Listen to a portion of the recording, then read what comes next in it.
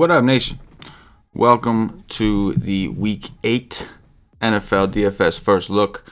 CK013 here for those of you who don't know. You can find me on Twitter at CK_013. Give me a follow. Come say what's up. Talk some DFS, talk some sports. Do the dirty. I, of course, represent the WiseTake Nation, which you can find at WiseTake.com or on Twitter at Wise_Take. We are a DFS content provider, and a DFS community first and foremost. Our goal is to help make you a better DFS player. It's not just about giving you picks or anything. We do obviously help you along the way. We help you with these slates, help break down these slates, but our goal is also to actually teach you how to play and to develop more confidence, and whether it's a hobby or whatever it is for you, make it more profitable, make it a better experience. So hit us up. We got a bunch of analysts that are just ready to help. Play this a lot and been playing it a lot for a long time. So do the dirty. We got day passes, week passes, whatever you may need. Go check us out. Week 7 was not as bad as it could have gone for me, considering some of the plays I was on busted, like Cooper Kupp.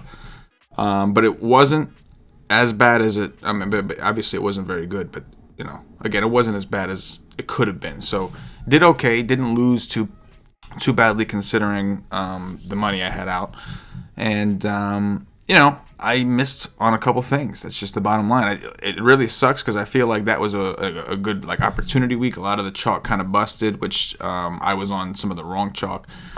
Defenses I did pretty well, and my two highest owned defenses were the Saints and the Jaguars, who did really well for me. Obviously, I mentioned Cooper Kupp busted, but I ended up throwing on Lat Murray, and I was really high on Josh Jacobs, so those two running backs for their prices did well, which is what set up for me to have so much Cooper Kupp. It's just a shame that Atlanta couldn't hold up their end of that deal and couldn't push the Rams a little bit more. But anyway, looking on to Week 8, pretty interesting. We've got NBA DFS starting also this week, so the regular season that is, so we should see DFS in general get some volume. We'll see what happens if there's some pull away from NFL a little bit. I think NFL will still be played, obviously, but maybe these contests won't start getting filled that early in the week. Maybe we'll see them get filled more on Sunday rather than early, because we have NBA DFS. Which, by the way, make sure that you go check out the WiseTake Twitter again at Wise_Take. Last day, this is being streamed on Tuesday, about 10:51 a.m. Eastern. This is literally the last day for you to get the NBA season pass at a discount. Otherwise, price goes up. That's just what it is. People overseas who's hanging out with me at 10:51 a.m. Eastern on a Tuesday, nation. Let's put up the chat. I'm getting better. I'm trying to get better with the chat, guys. I know a lot of you guys come in here and hang out with me live. I'm trying to incorporate that a little bit more. But anyway, let's go ahead and dive in to this NFL slate. Russell Wilson at the top, 7,200. I'm cool with it. There's nothing wrong with it. Atlanta has actually been decent against running backs.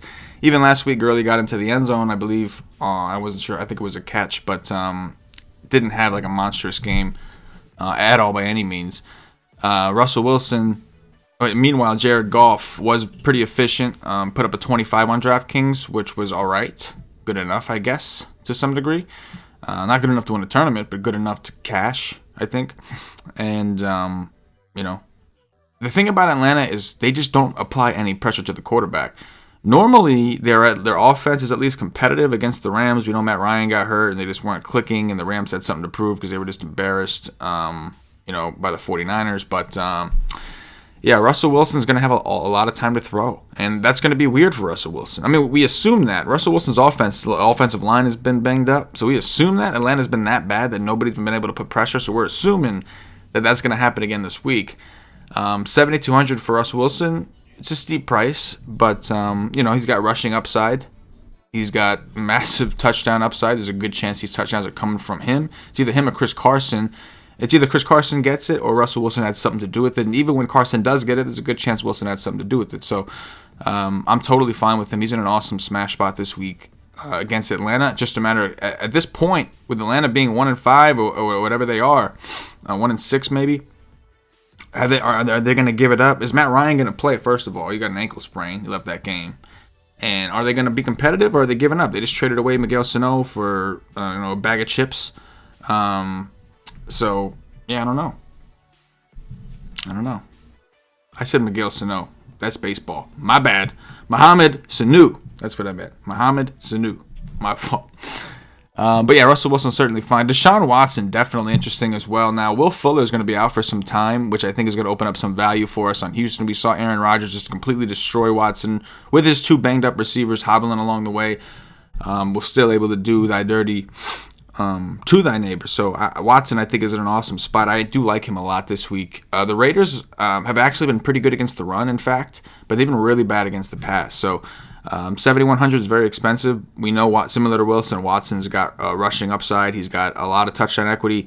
Houston likes to run the ball, but they're not very good at it. So they really only are successful against teams that are bad against the run. Makes sense. So I do like Watson this week. Even without Fuller, I think we're going to see Kiki Kute get some action. I think we'll see Stills be a little more involved. And I think, more importantly, I think Hopkins, this could finally be Hopkins' breakout week. Without Fuller on the field. Jared Goff at 6,800 at home. We know we like him at home. Last week, I really thought he would have done a lot better had Atlanta pushed him. You have the same concerns with Cincinnati. There's going to be a big offensive line mismatch between the Rams' defensive line and the Bengals' offensive line, so I'm a little concerned of how much Cincinnati can hang around, but I'm certainly fine with Goff at home. I think you should get some exposure. We're still waiting for Cooks and Woods to kind of jump in and have a good game. It's a great bounce back spot for Cooper Kupp, so I'm totally fine going back to Goff this week. Of course, once again, it's relatively deep. Tom Brady's only 6'6". That's pretty interesting. Sonny Michel kind of came in and stole the show on Monday. The Jets just didn't show up. It was the worst game I've ever seen in my life. No, that's not true. I was live at the butt fumble game. Can't say that. That was the worst game I hope Sam Darnold ever has in his life. I'll tell you that. Anyway, Brady at home against Cleveland. I'm not worried about any kind of defense really against Brady under most circumstances, especially when he's at home. I don't think that Michel really wasn't he wasn't like great. He just got the touchdowns. And I think maybe if Cleveland puts up a little more of a fight, maybe on offense, Brady will be forced to throw some. We have to check the injuries, though. We know I did mention that the Patriots did trade for Mohamed Sanu. Josh Gordon missed with an injury. Makes me wonder, is he coming back or what? So there are a couple question marks there that we're going to have to keep an eye on. But Brady seems definitely in play and a guy you're not going to want to overlook. Josh Allen, 6,500, another guy rushing upside. Philly, very much a pass funnel defense, and they looked like dog shit against the Cowboys on Sunday Night Football. 6,500 at home for Josh Allen. The pass funnel situation seems pretty good.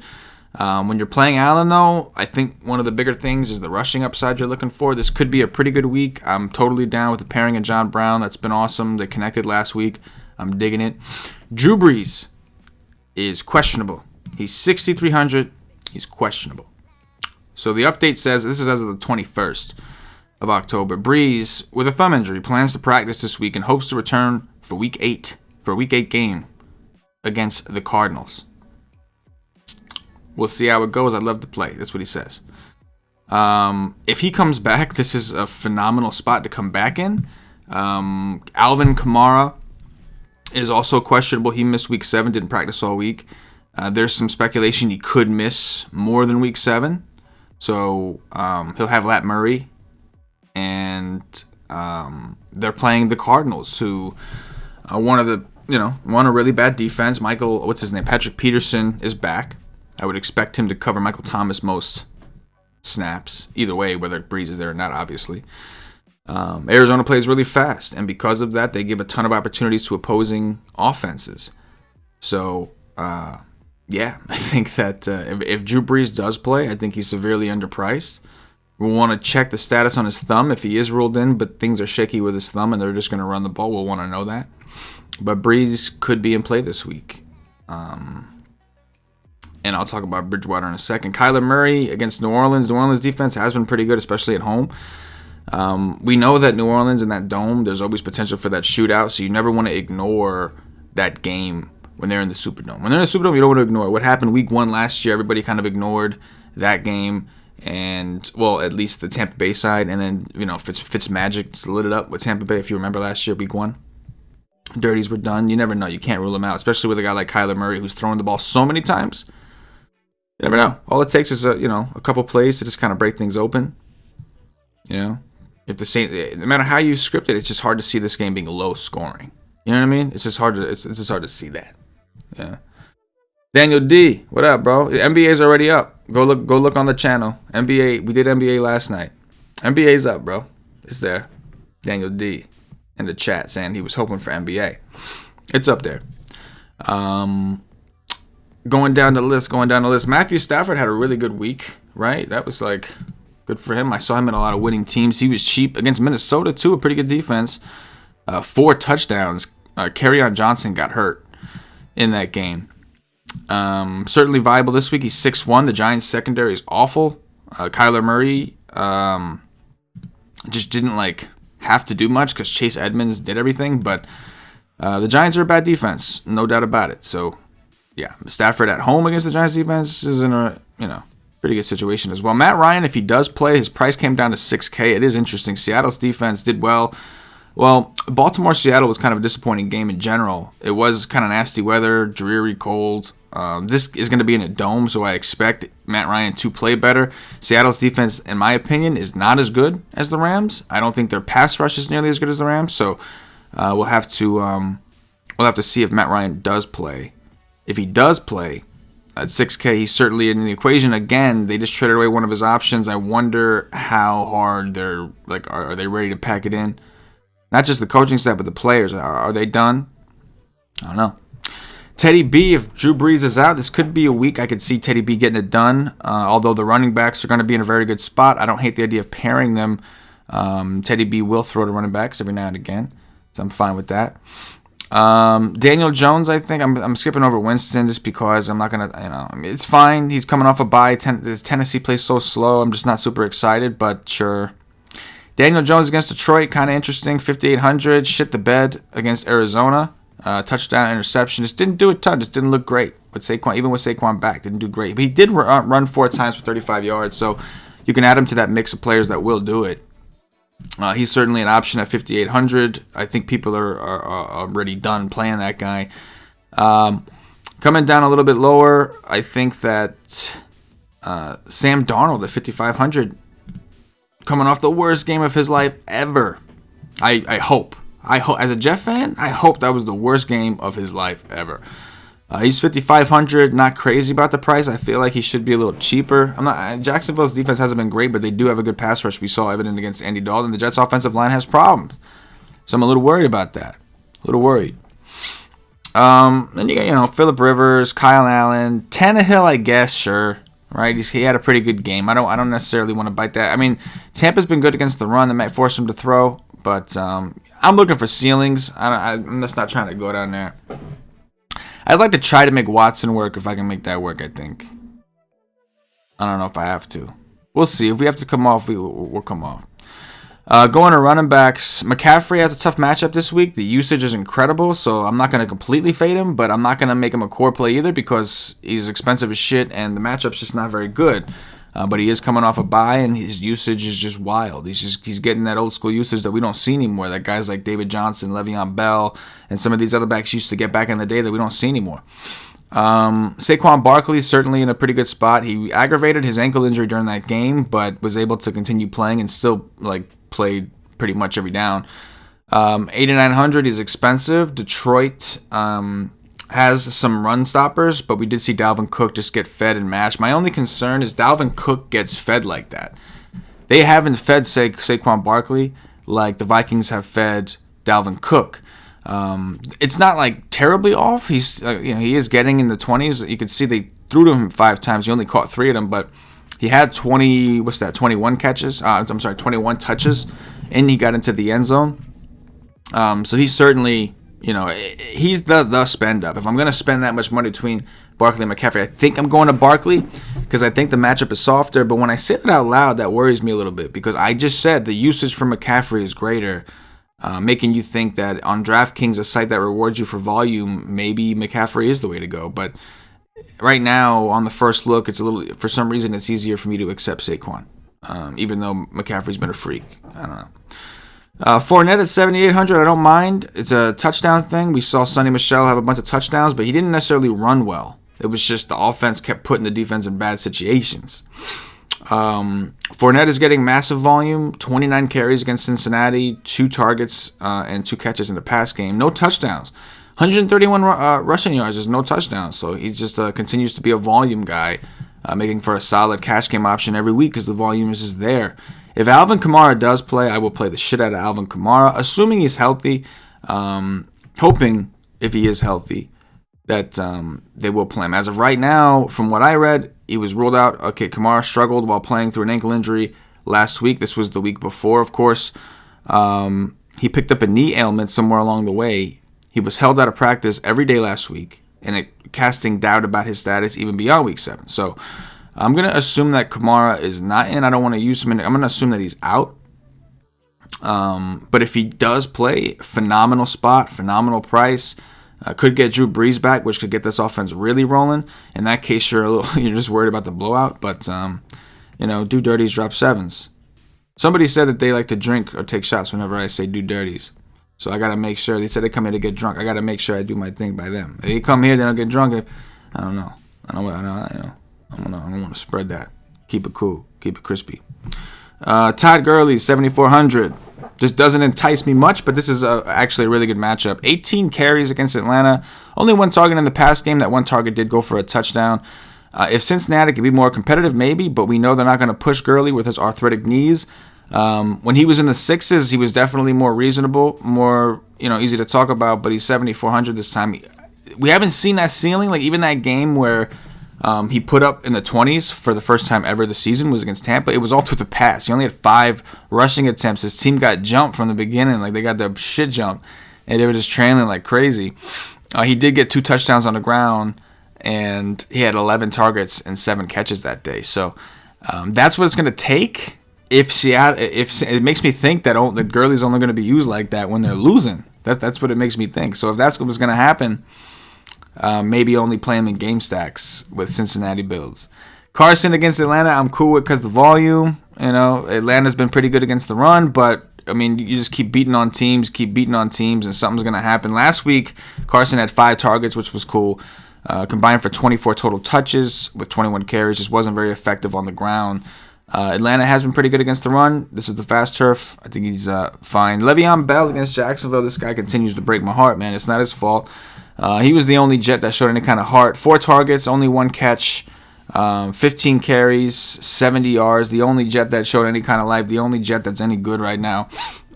6,800. I'm fine with it. I'm still waiting for this volume to kind of tick up. We just haven't seen it. The Jets defense really hasn't played that bad. Like you have to remember when they let all these points up, it's the Jets of the old when Mark Sanchez was there. When the offense plays terribly and continues to put the defense in bad field position, continues to put the defense on the field. I mean, that first quarter, I think it was first quarter, something like that. The Jets only had the ball for like 2 minutes of it, or the first half, maybe something like that. I don't know. It was pathetic, but. If the Jets are able to maintain the Jacksonville defense enough and they're effective on offense, I do think they could bounce back 6 weeks. And Le'Veon Bell at 6,900 for his talent is too low. I understand the usage ain't what we want it to be. I understand the Jets offense has not been good. But Jacksonville's defense has not looked great either since losing Ramsey. And my concern here really comes down to the offensive line. The Jets' offensive line is awful. The Jacksonville does have a good pass rush. They do got some good players up there. But that could mean that we see more checkdowns to Crowder, Le'Veon Bell, and company.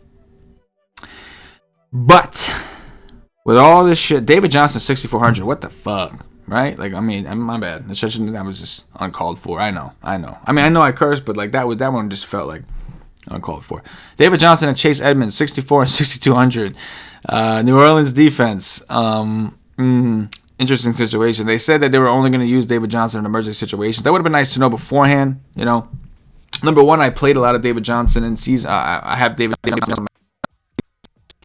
And number two, Chase Edmonds, I had a ton of this weekend. But when they said Johnson, because I thought DJ wasn't going to play. When they said he was out, I backed out of like almost everything. And I already had good cheap running backs. I had Murray. I had Jacobs. Edmonds was just another one. It was just a build I was kind of getting into. He was just another player I liked. And I just backed off completely when DJ was in because I already had those other 2 guys I liked. Plus Derrick Henry, who did okay. that sucked. But the prices on these two guys are really low. I think it's too expensive for Edmonds if DJ does play. But if DJ plays, I think 64 a little too cheap for him, personally. I think Marlon Mack is an interesting spot at home against Denver. We know Denver can get run on. They're on the road. Marlon Mack did not do much in this last game against Houston. 3 targets, 3 catches for only 12 yards, 18 carries for 44 yards. I think that maybe this week he gets fed a little bit more because Denver has a vulnerability against running backs. Certainly a viable option. Lat Murray, though, I'm just gonna assume that if Kamara's in, I'll put Kamara in. That's fine. But I'm gonna go Lat Murray at 5,800 for this example because we went Watson. Because you know what I'm saying, I kind of knew we were gonna do this because I knew Kamara was possibly still hurt. But if we can get Lat Murray against the Cardinals at 5,800, that is a steal. He'll be chalk. Probably find a way to bust. I don't know. But on paper right now, it's just looking juiced. Also, kind of hunting the Eckler. Eckler Melvin Gordon situation is kind of interesting. So a little more. I think Gordon is still leading slightly. Last year that's how it was, right? It wasn't like Gordon was an 80-90% snap dude. Eckler did get a lot of work, but this time Gordon's price is just really low, and he's cheaper than Eckler. Which I understand Eckler's being treated more as the receiver. He's catching some, pretty big passes down the field. Eckler had a monster game last week with over 100 receiving yards. But the Bears have been run on, man. If you look at the last 4 weeks or so, the Bears have been getting their ass kicked. Even last week, Latavius Murray ran all over the Bears. Their offense is struggling so bad that the defense is in that second half, they got tired.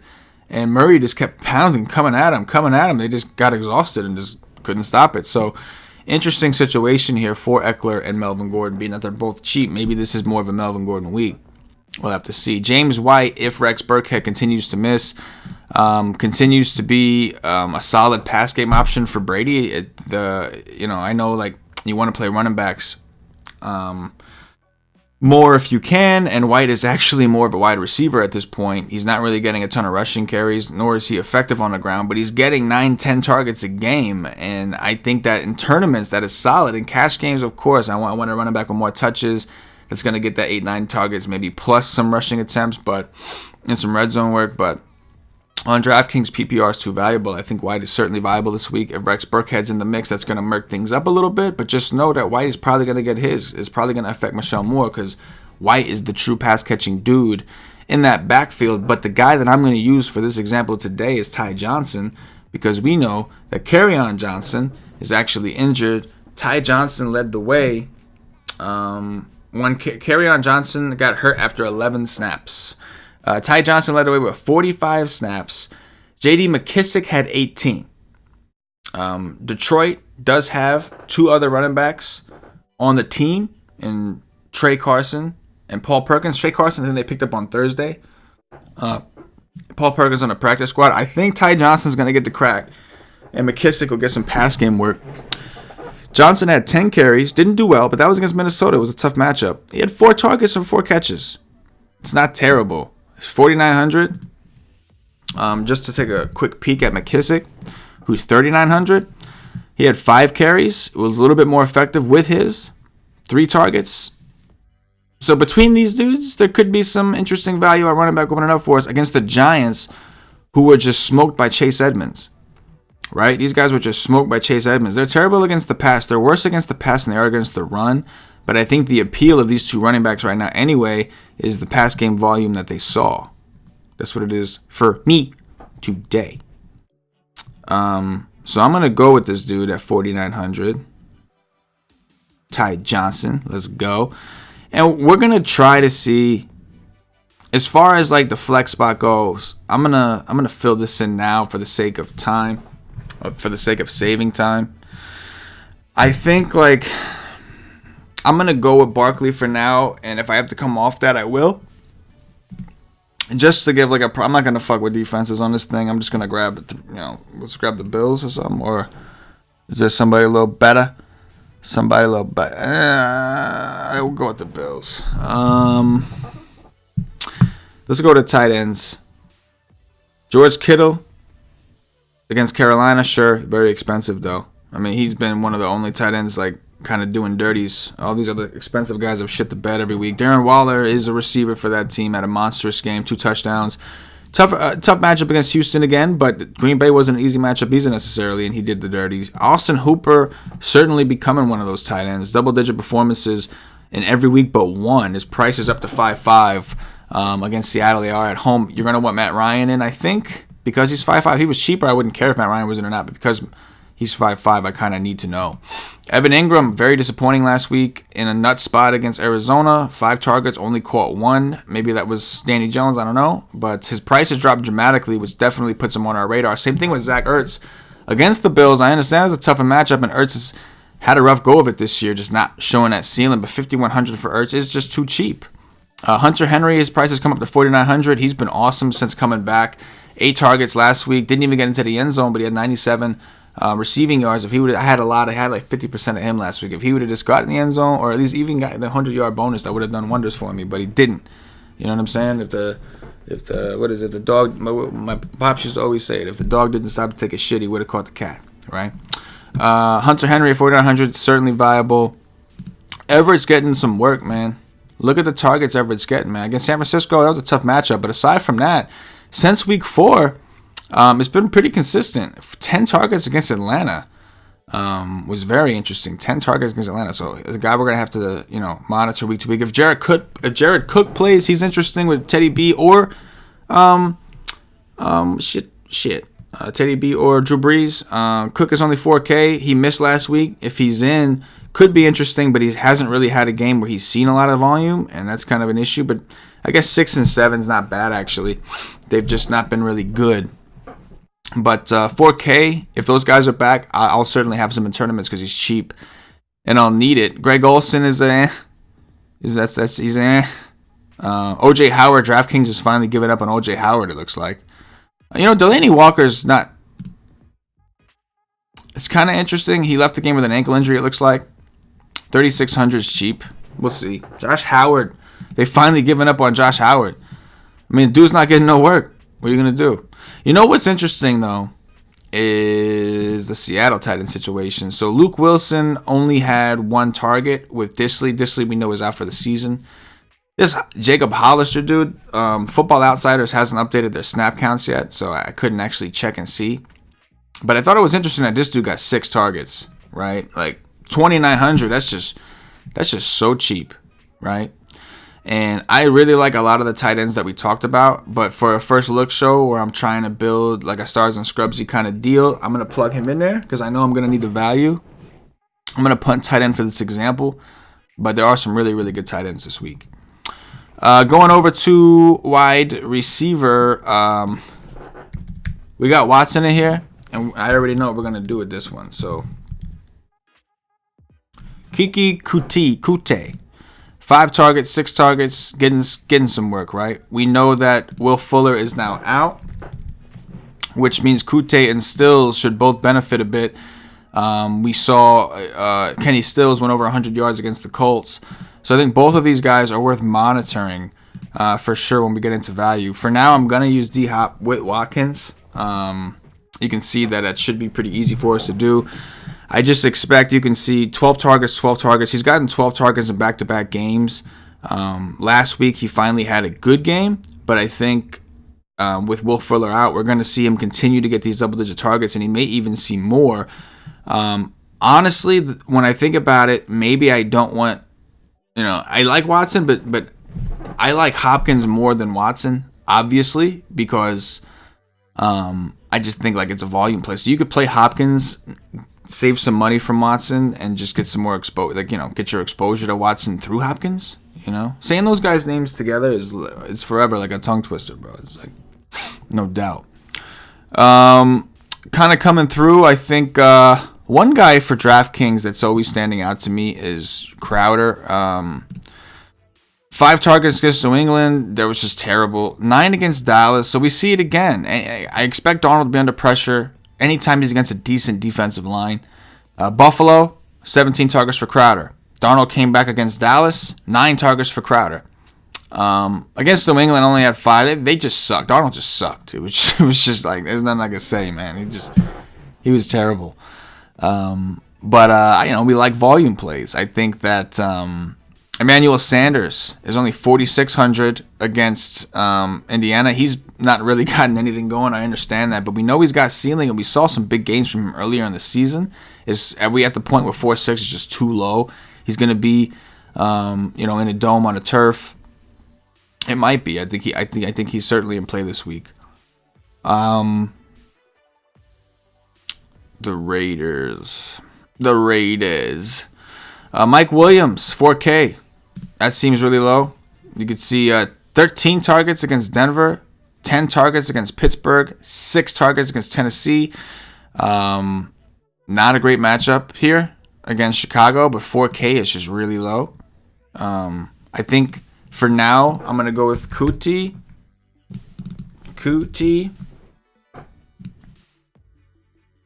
Or maybe we will go with Williams because he's so cheap.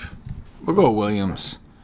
Why get all heavy on this? Like, I like the triple stacks in tournaments, but why get all heavy, on the steady, right? I do think it's a good bounce back week for Cooper Kupp. I do think that Michael Thomas is interesting. I even like Julio Jones at Salem if Matt Ryan is there.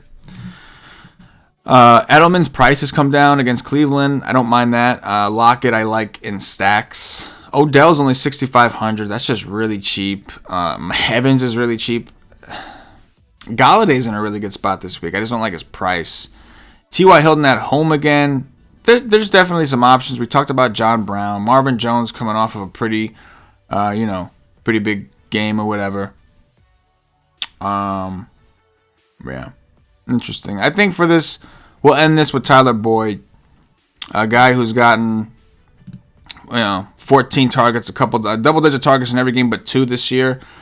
I think we'll end it with him. 5,100. It's against the Rams. Dalton's going to be under pressure as usual. Maybe we see him get peppered with a lot of targets again.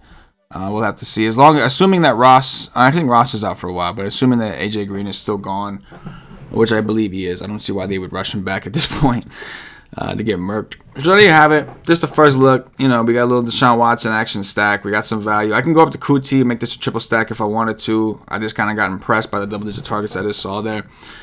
We punted tight end. Maybe we save some money on Barkley in the on other builds, or maybe we don't even have this value we think we have with Murray and Johnson. Johnson, I think we have. Murray, I don't know. We have to see a Kamara status, but that's gonna do it for this week. Do me a favor, guys. Like the video. It goes a long way with us. We're doing a lot of content on this channel. It's busy season now. We got NBA and NFL. We're gonna continue to do these shows. We're going to be doing these for NBA as well. The first NBA show is already up for the 2-game slate, and then we'll of course have the real slate, or the bigger slate on Wednesday. But if you could like the videos, that would be great. 50 likes would be a nice solid goal for us. If we can get 50 likes on this thing, we have all week to do it. Let's get it, Nation. Still going strong at the WiseTake Nation. If you do need help, if you're trying to be a better DFS player, if these shows aren't good enough for you, come check it out, man. Come pick our brains. Come in the Slack chat. We offer week passes for football. We have day passes for NBA. The Slack chat access is for monthly members or higher, but we kind of talk about things before lock. We have feeds that come in news-wise, give us updates automatically in there. So come check us out. 50 likes, guys. Appreciate it. That would be great if you could like the video. Subscribe to the channel if you haven't. Hit the notifications bell. Don't miss out on anything that we do because we do a lot of awesome stuff here. So the next show for NFL will be Wednesday night. We do the NFL DFS First Look show. And First Look podcast, or midweek podcast, whatever you want to call it. And of course, we got NBA rocking. If there's an NBA slate during the week, we cover the slates Monday through Friday for NBA, so be ready. For myself, the entire WiseTake Nation, as always, good luck.